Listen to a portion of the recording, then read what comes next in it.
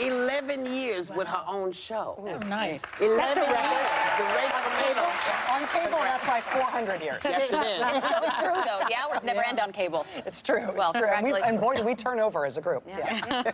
All right, That is so true. we were talking earlier about Joe Biden. Yeah. And I'm personally nervous for him. I think there's a lot at stake here. And I think Nancy Pelosi, deep down, is probably nervous about how this ultimately ends. For a while, people thought he is the greatest chance of getting Trump out of office.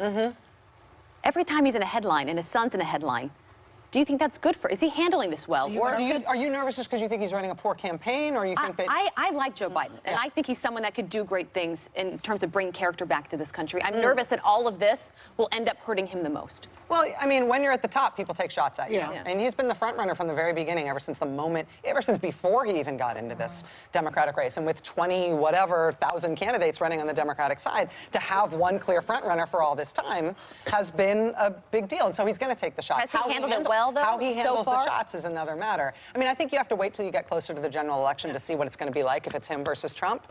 But the Democrats have a real fight on their hands now, too. He started as the front runner. Elizabeth Warren is right now topping him in some national polls. Trump has come after her in totally different ways and sort of, to my mind, sort of racist ways. Has he stopped the Pocahontas thing? He has, but he says he's going to bring it back later. Once we give Chief Fields a little chance to forget about it, and then bring it back later and suck him. And it's kind of early, isn't it? Yeah. So still early. Democrats have a debate next week. They're going to have 12 people on the stage next week. It's too many. early. Oh my God, pray for those moderators, those poor people.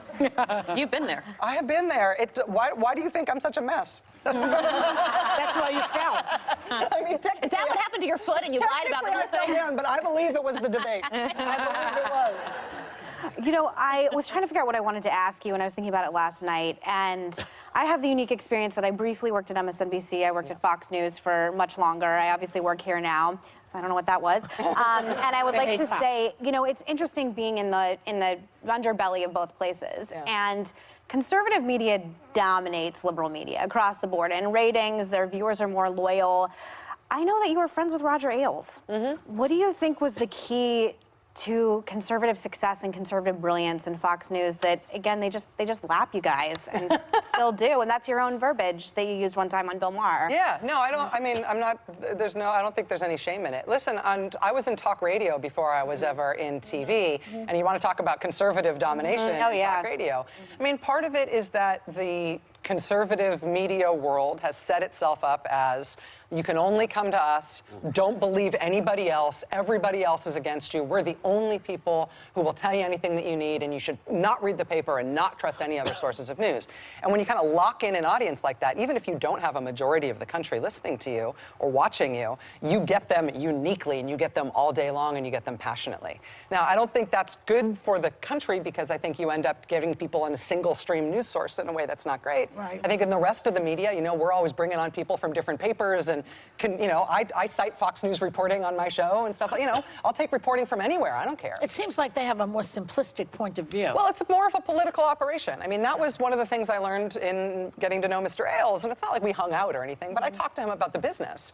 And he really approached the business as a political operative who was trying to get Republican candidates elected and trying to move the Republican Party to the right. And he was running that as a constant campaign.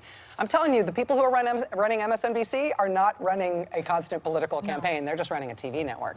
And when you don't have that same ideological drive, I think you end up producing a different product. We're sort of doing two different things. I don't think that Mr. Hannity and myself are doing parallel shows. I think we have different projects. But they're in disarray now, so bravo. Well, no comment. We're always trying to get more conservatives here, and I think across the board on all networks, there should be more fusion of everything, because that's how we're so tribal at the moment.